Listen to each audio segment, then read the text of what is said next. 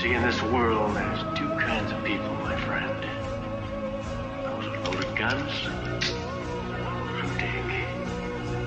You dig. Finish him!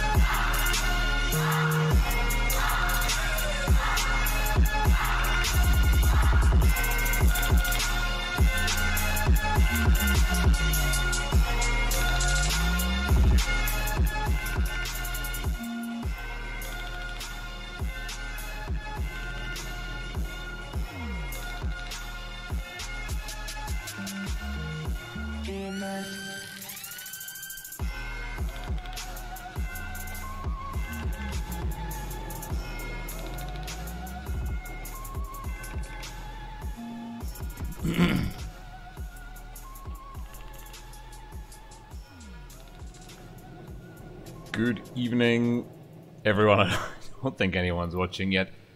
This is Rolling Swarm, and rather than creating a video, editing it, and uploading it, I am deciding to do a review via live stream.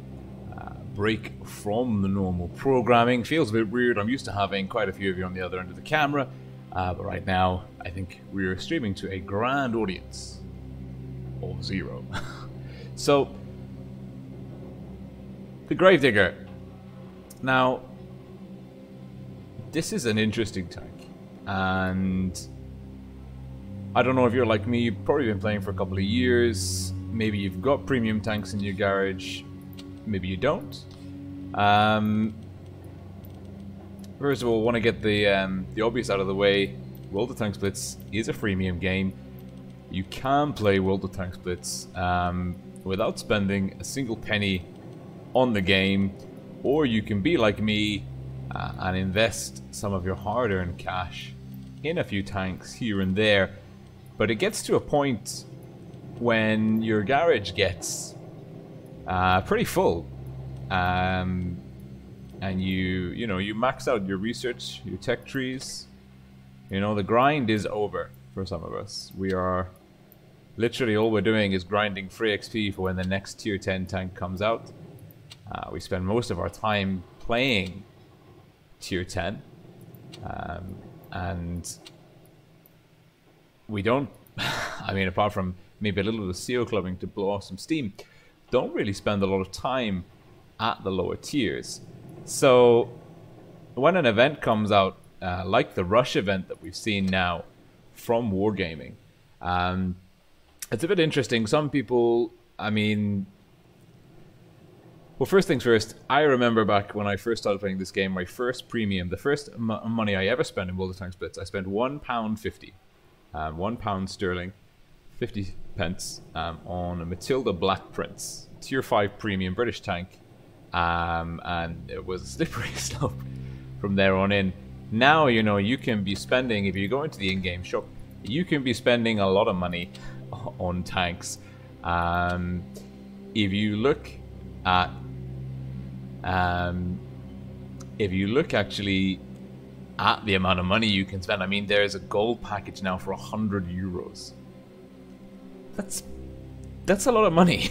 Like, at the end of the day, when you boil it down, that is a crazy amount of cash to be dropping on digital currency. But personally, I don't grudge Wargaming the money that I pay for the things that they offer. You know, it's completely possible to play this game.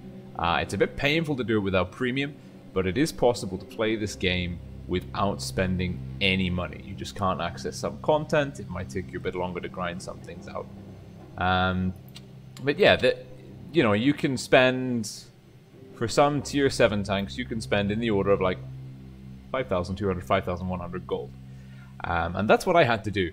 So the grind event, it's possible to earn either the Tankenstein or the Gravedigger. There's only like 2 days, 10 hours left now.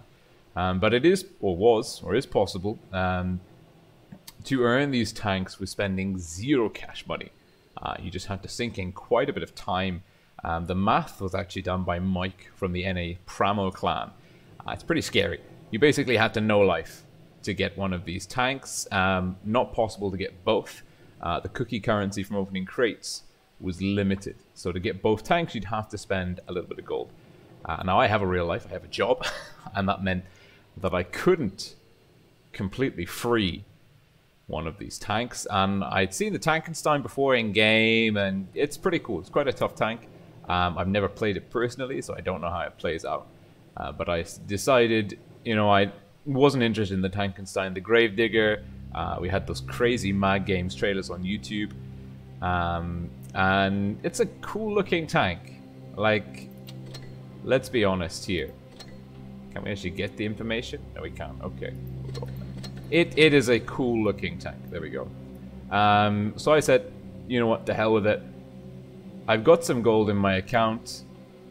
I'm gonna spend it. And I spent 5,200 gold to make up what I failed to grind out through, you know, through sheer determination. I played as much as I could in the time that I had. Mostly on tier 10 in the Mad Game, so I could throw my stats into the bin and not care about it really. And I came out with this. And you know what? Like, this is a really cool tank. I really enjoyed playing this. I wasn't expecting to enjoy it as much as I did. It is unique. There is no two ways about it. It's not OP. I mean, situationally it can be extremely powerful, but like all round, it's not a Helsing. It is not broken in the sense that it's almost impossible to deal with, like the Helsing is. Although this tank can actually make very, very short work of a Helsing at tier 7. So first off the bat, I thought, okay, this is the first time that I'm reviewing a tank on channel. It's not what I'm normally used to. Certainly tier 7 is something I haven't played in a long time. So I said, let's get stuck in. Now, I played 100 games on this tank in the last couple of days. And I was only intending to play 10, and I should have stayed at 10. I think my first 10 games I had an 80% win rate, and average damage was over 200. I couldn't leave it at 10 because it's really, really fun. And I thought, you know, 10's not enough games to get your teeth stuck into this tank. So let's just have a look. In terms of, for me, with my performance, I wouldn't read too much into the 59% win rate. I think it's possible to do a lot better than this tank. I think actually I could do a lot better in this tank if I wasn't chasing the mastery. And if the meta at tier 7 wasn't the trash that it is at the moment. I don't know if you guys have ducked into tier 7 recently, but there are Helsings, Type 62s, Dracula, like all the OP tanks at tier 7 are being spammed into oblivion. And the Gravedigger is also being spammed into oblivion as well. And then you also have the craziness that is tier 8. You know, you have those IS-6s, IS-3 defenders, IS-3s, T-49s. There's a lot of really powerful tanks. And the position that the Gravedigger has actually being tier 7, I think it... Basically, this is 2 tanks. Tier 7 straddles the boundary between the noobdom that is low tiers, tiers 5, 6 and that, and you can play against tier 6 tanks. And when the Gravedigger is top tier, it is a monster. It is just horrific. When you play this tank in a tier 6 and 7 game, this is a heavy tank. This is a bully. This is a go up into the enemy's face, do a tremendous amount of damage to them very, very quickly, and then ram them for even more damage, and then go on to the next target, rinse and repeat. It's horrific. If you are top tier in this tank, you can be very violent. You don't have to worry very much. You can take minimal damage from high explosive rounds from KV2s, SU-152s.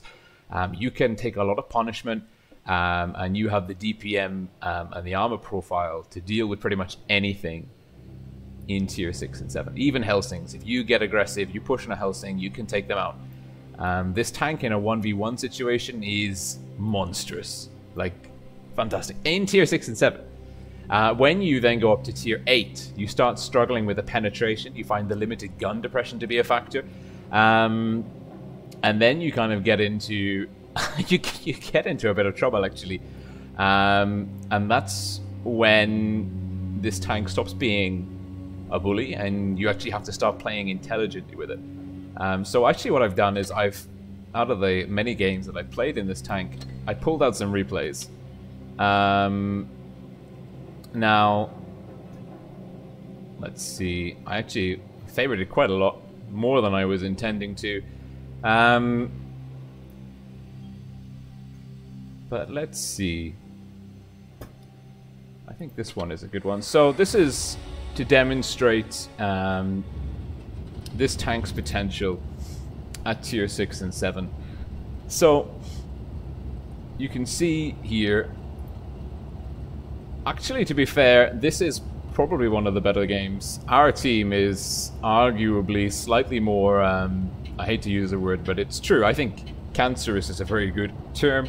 Not the biological cancer, but in the sense of where something is so good in its environment that it destroys the environment that it comes from. That's technically what a cancer is, if you want to get real in terms of biology. So when you have a really OP tank, a cancer is a good analogy. So we've got 2 Gravediggers, a Comet and a Lupus, Jagdpanzer, T-3485. Our team is very good. The enemy team, similarly, you know, they've got a Comet, M6A2E1, T-25-2, Tiger P, Tiger 1, SU-100Y, T-37. Like, these are not bad teams. There's no bad tanks on the field. Now, this is one of the first games that I played, and I'm fluffing the first couple of shots. But you can see here, this is the first thing you'll notice about this tank. It has a 6-shot autoloader. Now, for those of you who are, I mean, like me, you know, you played for a long time. This is at tier 7, apart from the new tank in the... Good lord. And this is... it makes you play like Rambo. Having 6 shots in the chamber, you just smash that fire button into oblivion. There we go. First bit of damage coming through. Going for the long reload. It's unique. 6 shots at tier 7 on a heavy tank with 90 alpha. Pretty decent penetration.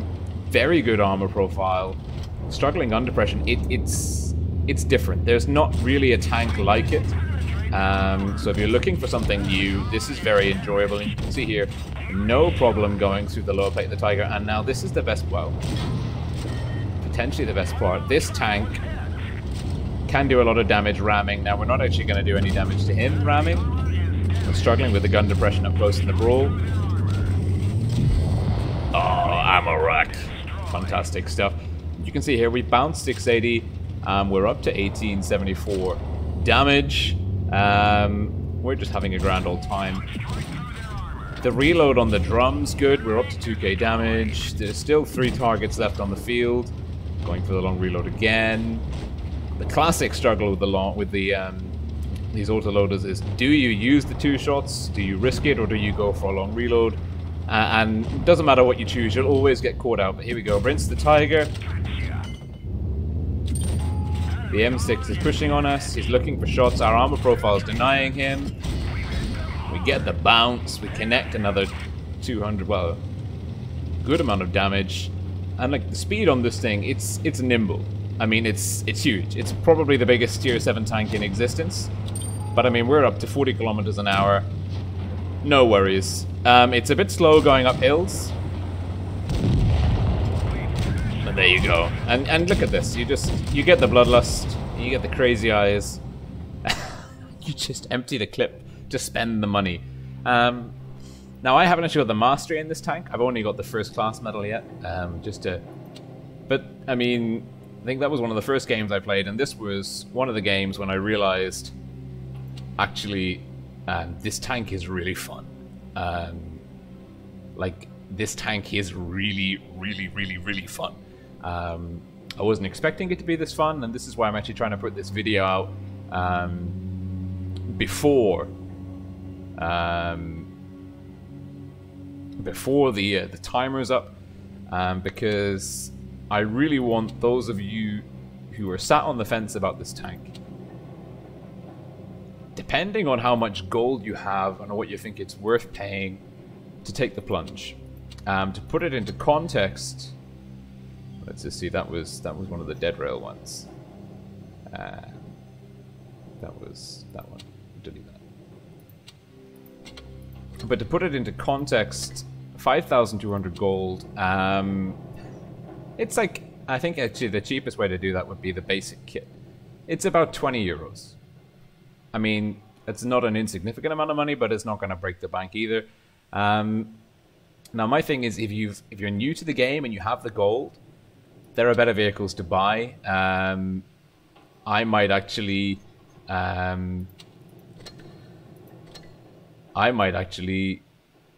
use my gold on something like a T-34, or like my money, I put it towards maybe a better credit grinding tank like the Louvre, or the T-34, or an IS-6. This tank, the Gravedigger, is really well, like, I think it's very well balanced, but it's very, very good in capable hands, experienced hands. But there are lots of things about this tank which will trip up a new player. Sorry, Supreme 15. Nothing doing. There are plenty of things which will trip up a new player. So I think if you're new to the game, I wouldn't recommend it. This is another 6-7 game. If you're new to the game, I wouldn't recommend this tank. If you're old to the game, you're looking for something different, get this tank. Like, really. Like, it is different, it is fun. I played 100 games. I didn't do very well in it. I only got a 59% win rate, but I had a great time.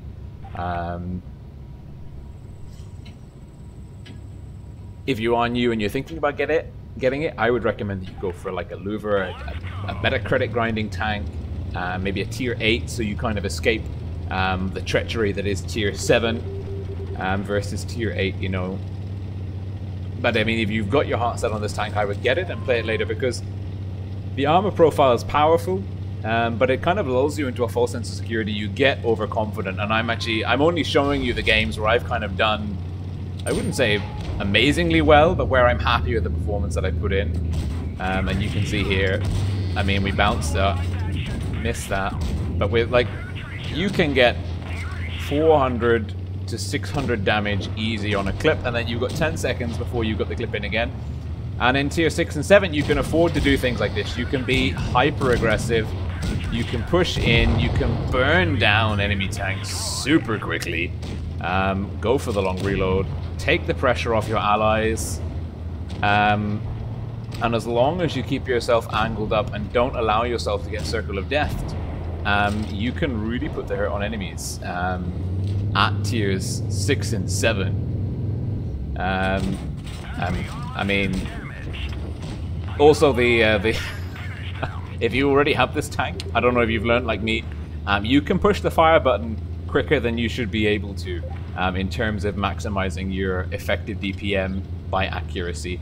It's actually better to wait for a little bit of time between the shots. And if you go and play another autoloader after playing this, 3 seconds feels like an eternity. 0.7 seconds between each shot, it is like being Rambo. Look, this T-43, he just doesn't know what's happening. I mean, you can just completely rinse them. And you're just constantly tapping the fire button, and I mean, that is fun. That is really, really fun. And if you get to a situation like this as well, where you've got a full hit point pool and enemy tanks on the field, you can be quite confident in your ability to wreck the remainders on the field. Going for the long reload again. But this, I mean, I'm trying not to oversell this thing, because there are situations when it's not a balanced tank. Like, you are going to be in situations where you're not going to be able to get the gun down effectively, where you are going to get outplayed, particularly by tier 8 tanks. I found that the T-34, for example, was a really tough customer to deal with. Tanks with high penetration values, even like this Dicker Max, for example. And here you can see I'm struggling with the gun depression. I'm actually going to have to expose myself to quite a lot of fire. He tracks me. But the RAM damage on this thing is awesome. I don't know what it is. But you can do a lot of RAM damage with this tank. I think it's a combination of the weight, speed, and that little plow on the front. You can really make a mess of the enemy. So basically, you can empty a 6-shot clip into them, and you can then rush them, face hug them, do damage to them on the ram. They won't be able to penetrate your extremely well-angled upper glacis. And then you can just fire another 6-shot clip into them. And the AP rounds are pretty much, they're good for most things at tier 6 and 7. You might have to aim for the lower glacis on the Tiger P, for example, but pretty much everything else, maybe except for like the Russian TDs, the premium SU, AP is fine. You might need to use APCR. But then against tier 8, I think I've got a video where I show you that the APCR, you can go through an IS-3's nose with the APCR. It's not cheap, but it can be done. And here, I'm getting some advice from Pago164 in the Dracula. Cap the base. No. I decided against capping the base here. Oh, no, actually, no, I think, tell a lie. Initially, I was thinking, no, if I cap the base, I'm just going to telegraph where I am to the SU. He's got the alpha. I'm a 2-shot for him.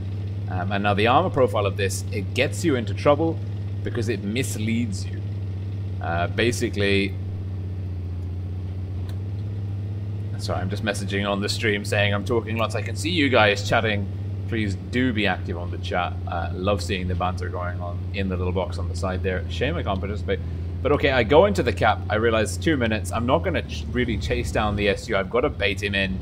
And now I've got to be as slippery as possible. Dracula's saying he's coming from the right. I've got to be as slippery as possible. Try and not give the easy shot to the SU. I want to spot him up, pull back, get into a position where he can't engage me, and then make sure that I can engage him effectively. And this is... there we go. That's the SU. I've managed to spot him up. Now the question is, I don't think I'd be able to push on him without him running away. So my decision-making process here at the moment is, I think my gun handling is superior to his. We get 1 in.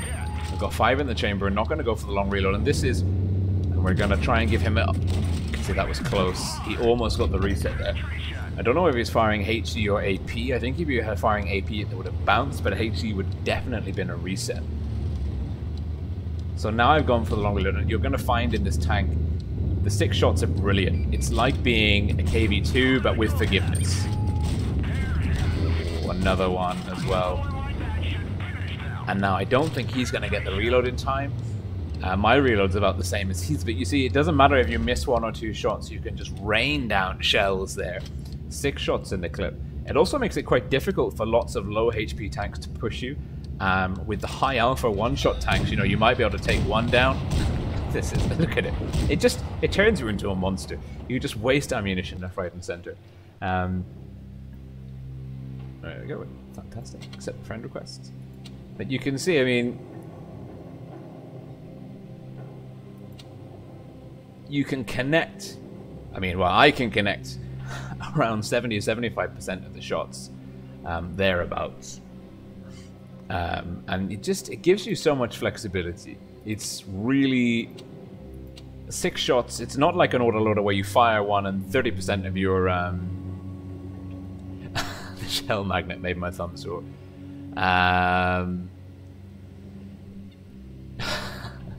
It's I lost my train of thought. Basically, it's a fun tank, and you've got flexibility with the 6-shot clip. The drum reload's not massive. It's really... It is unique. The playstyle is unique. Some people said it plays a bit like a mouse. I think it's much more mobile than a mouse. But actually, and this is... Let's see here.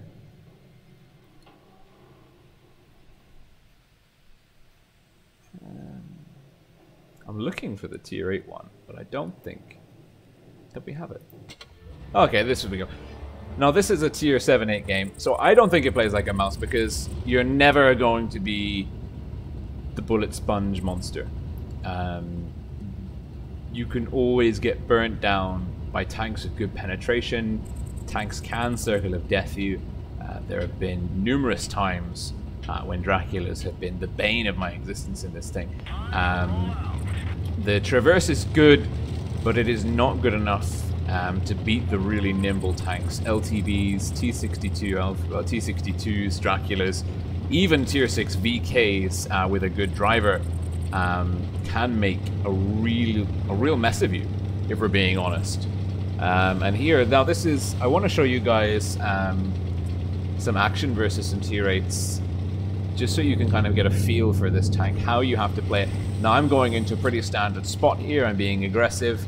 I know the enemy's got 3 TDs, so I'm not expecting them to be playing very aggressively, but I am expecting potential arcs of fire on me. You can see the reverse speed on this thing, it's not terrible. And we're 2 for 2. And there you go, 355 damage inflicted in 6 shots. We bounced a couple of them, but the rest connect. And I mean, we've got shots in. I'm not the best shot in the world in this thing, but already a minute and 10 seconds in, we're up to 800 damage. We've knocked out the KV-3. Now here, on this ramp, this demonstrates the gun depression issue.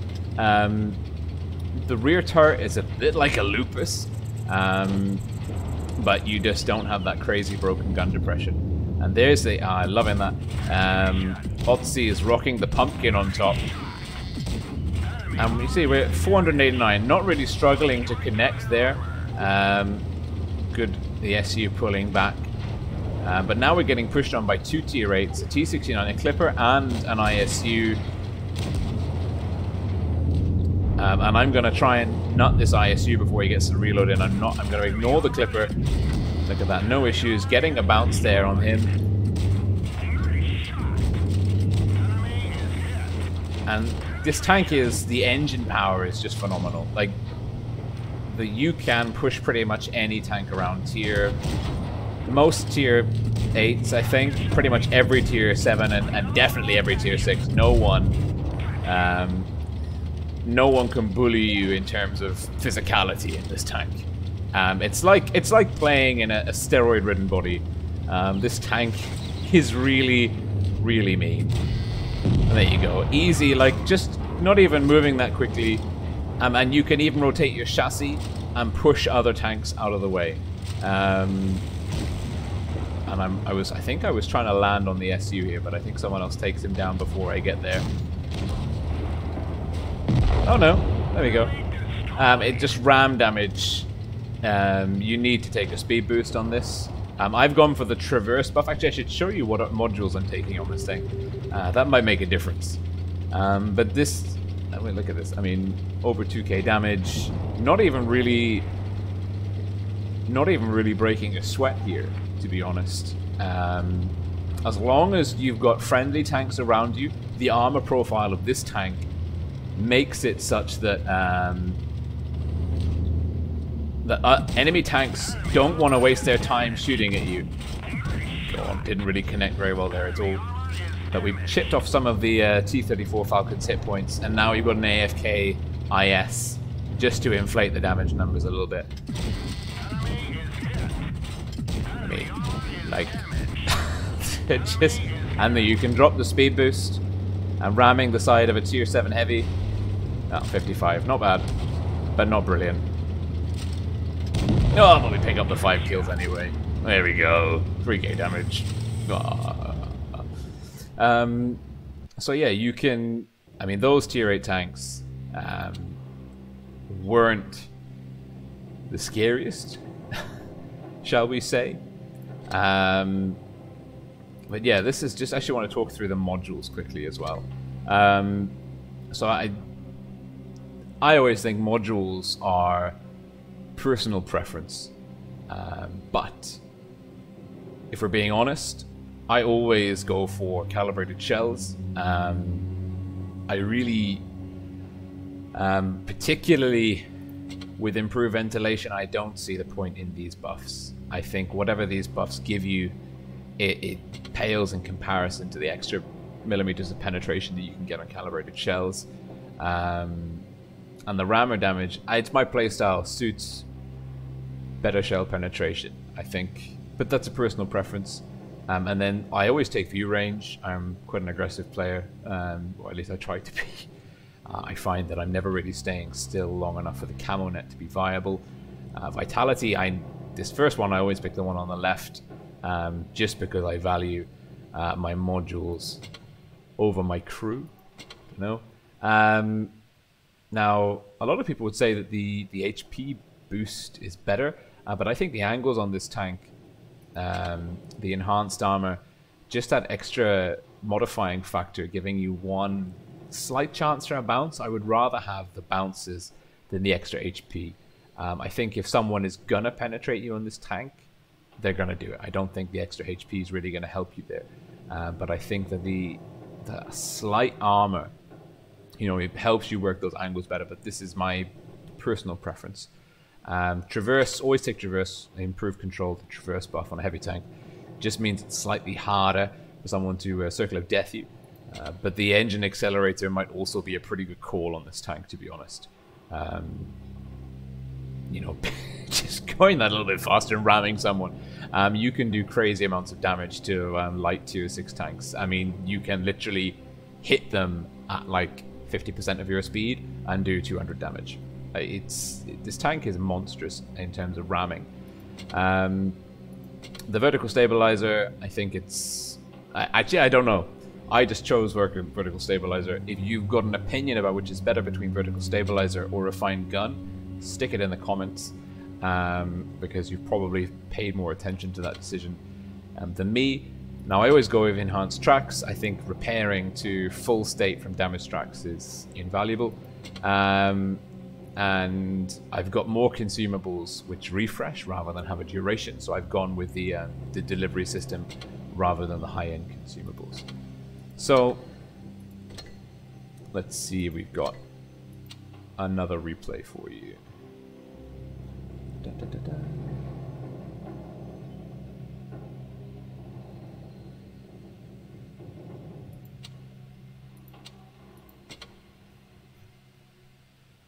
Okay. Decisions. Now, we've been talking about this as a heavy tank. And it's big. It is huge. Have a look. There's a T-150 off to the front left, and there's an IS tank off to the right. And the Gravedigger... the Gravedigger is massive compared to them both. That hopefully gives you a sort of a sense of scale. Hey Medzi, good to see you here. Don't call me Shirley. Reckless Knight thinks it's OP. I think it is OP. I think it's situationally OP. I think that there's, with this tank, I think that you can beat it in any other tank if you play well. I mean, given the roles and where you should be in certain tanks. I don't think it's completely broken. But what I do think is, though, in a 1v1 situation, if you let yourself face one of these alone, you won't be able to deal with it. I know that sounds kind of hypocritical, but bear with me. I think really, you know, it can angle up. It's got the damage potential, the armor profile to just make a mess of pretty much any tank in tier 7, in tier 8. And I think we get some good... No, we pull the shots out of the Helsing here. But at the same time, I think it's quite easy to take this tank down. If you play well, say for example in a Comet, if you get... Look at that, full Rambo mode, just driving up the side of the hill, firing off the entire clip. I think if you play well and you get the drop on this tank when it's by itself, you can take it. But if you're in the Gravedigger and you let yourself push too far away without support from your team, the enemy can take you down very, very quickly. And in that sense, I think I started off playing really, really well in this tank. I was rocking a 70-80% win rate, and then I got sabotaged by how good the tank could be in some situations, and then I overestimated its ability, and I push into situations where maybe I could deal with the enemy, but actually I was getting kind of let down, not so much by the team. Getting some ram damage in, bouncing the Comet, now just face hugging him, and if you angle the turret away like this, it's a bit like a mouse. And there you go, 114 ram damage at like 30 kilometers an hour. It's fun. Like, I'm watching these replays. I think I played like these 100 games in the space of like 2 or 3 days, which is way more games than I normally play. Medzi is saying in tier 8 it can't pen anything. That is not true. This tank can, with APCR, go through the front of an IS-3. Easy, easy peasy. I mean, the IS-3 needs to be kind of at a slight angle to you, but not an impossible one for you to kind of manufacture in the environment.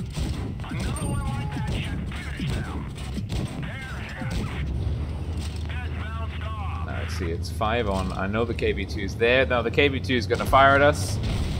HE 282. Not even like, we're not even worried about it. Dropping into APCR. 484 plus the ram. Now I think we actually get taken down by the Tiger P here. Now there's some time to play. Long story short, the E25 carries us all to glory. But we've done the business. We've got all 4 caps in the bag. There's plenty of time on the clock. We won't sit there and watch that one go through. But that's just to demonstrate that it's mobile. This tank can move. And let's see, we've been streaming now for half an hour, which is insane. So we'll play one more. And we'll play Dynasty's Pearl.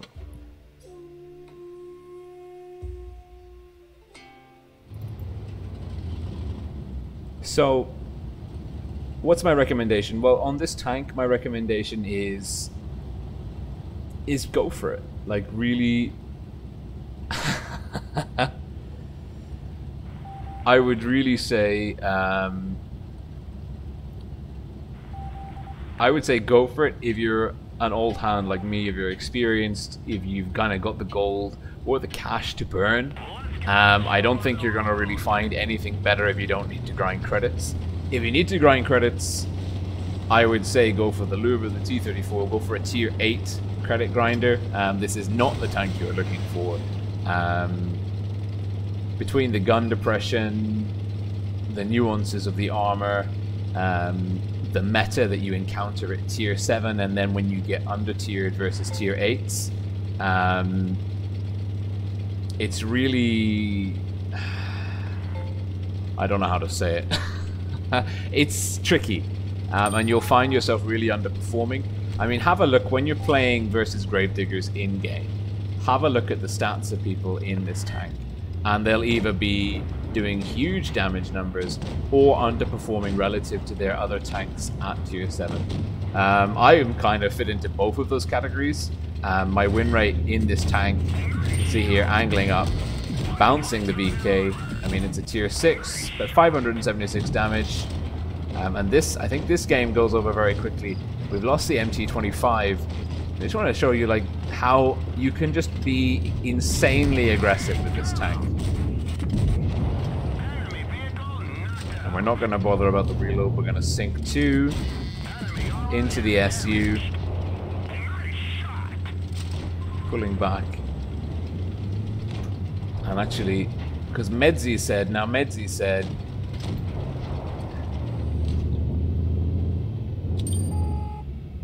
that you can't penetrate tier 8s, but I disagree with that. I have got a replay just for you, Medzi, which I've renamed tier 8 bully. I think this is where I bully a bunch of tier 8s, but I'm not sure. Because I'm really not very good at naming my replays. You can see the gun depression is a bit of an issue. But I mean, the gun handling itself is quite good. As long as you kind of don't give in to the burning temptation just to smash the fire button as much as humanly possible. And look, this is a KV2. It's a dirt monster. I mean, I could be aiming here, but where would the fun in that be? Full speed. 100 damage on a KV2. We're going to try and bait the shot out of him. He's taking his sweet forever. 3k damage, getting stuck on a wall. Fortunately, the Panther gives us a little leg and we get up to 3.5k damage. So this game demonstrates perfectly how insanely aggressive you can be. I see you, TJ. I notice you. I notice you, TJ. There we go. Now, Medzi, this one is just for you. This replay, look at this, 36, 35, 33. I mean, like, it's fun when you fire that many shots and that many connect, and you're pushing on KV2s. It's really good. Now, this is a replay that I've titled Tier 8 Bully. This is for you, Medzi. This is the last one. This is just to show you, you have to play it slightly differently when you're Tier 7, Tier 8. You can't be as insanely aggressive as we saw in the last game. You do have to flex a little bit. Now, we're actually in it's 4 Tier 8s, 3 Tier 7s. We are under-tiered. Teams are relatively balanced. I would actually say that the enemy team, the SU-101, IS-3, Panther 2, are slightly better off in terms of team composition. Although they do have a Cheery, which is arguably one of the shittest tanks. Tier 7.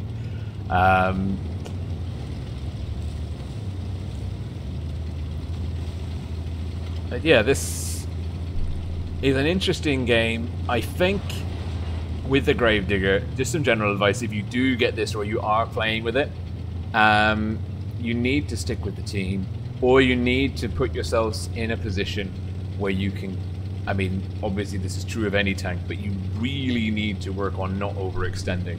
The temptation with this tank is to smash the fire button as many times as humanly possible and ram the enemy in their face.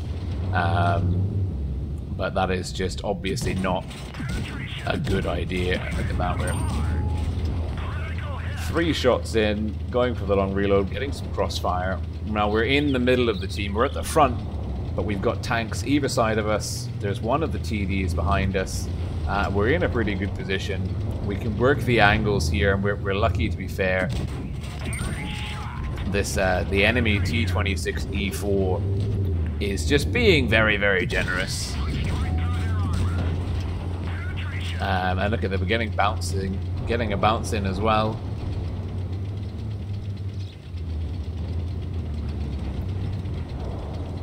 And just here you can see if the enemy doesn't pay you much attention, you can afford to be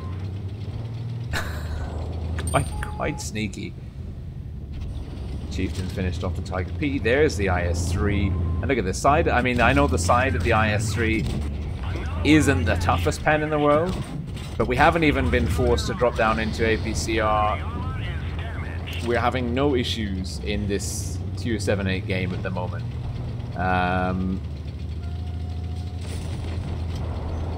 There's the Chiri. Now, I said it was one of the weakest tanks at Tier 7, so if it smashes me up, then I'm in some real trouble.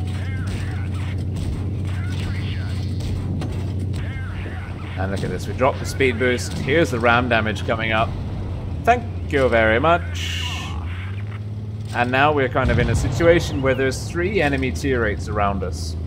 And we have to make sure that we don't get pushed on from either side, any side that's coming. So of course we're gonna, this is the danger tank here. The IS-3 is showing us a tiny bit of leg. Look at that, not even an APCR yet.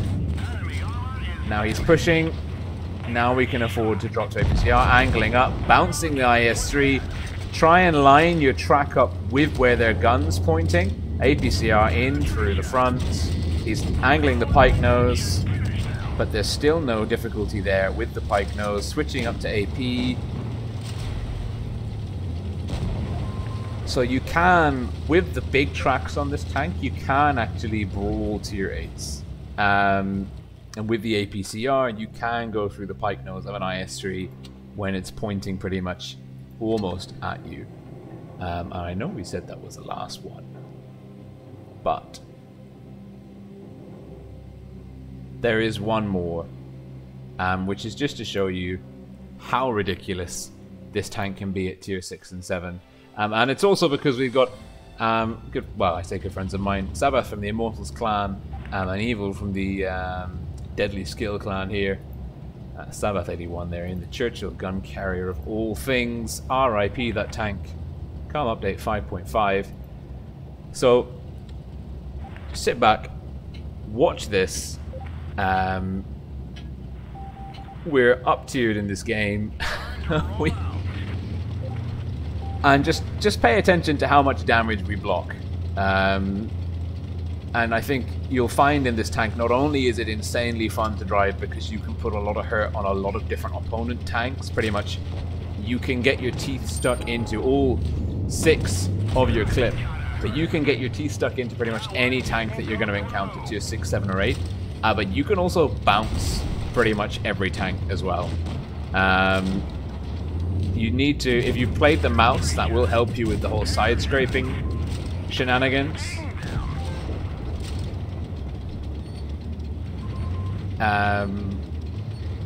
And if you know how to go hull down, if you can hide your lower glacis, that also helps.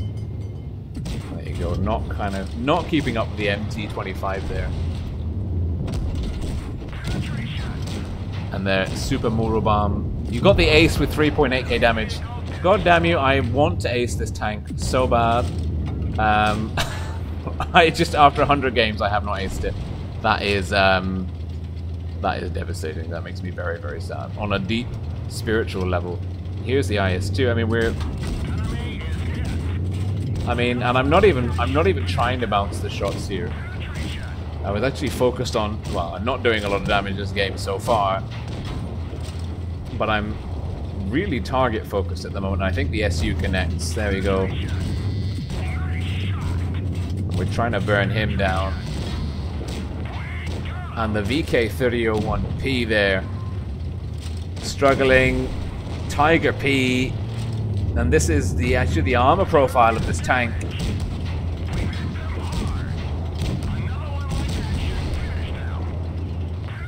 Actually, it's quite tricky to go in through the sides. I'm not sure. I need to have a look at this thing on Armor Inspector.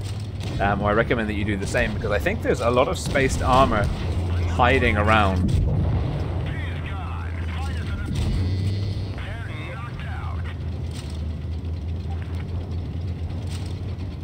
And there you go. 2,420 damage blocked, plus we also lost 1,000 HP. You just really... You become a complete sponge. Look at this. Even Invader 99. And even...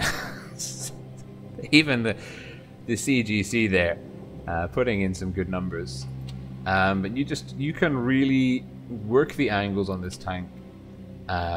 Soak up some damage for the team. And also push in super aggressively. So my recommendation is, if you've got the gold and you've got nothing better to spend it on, get this tank. You won't regret it.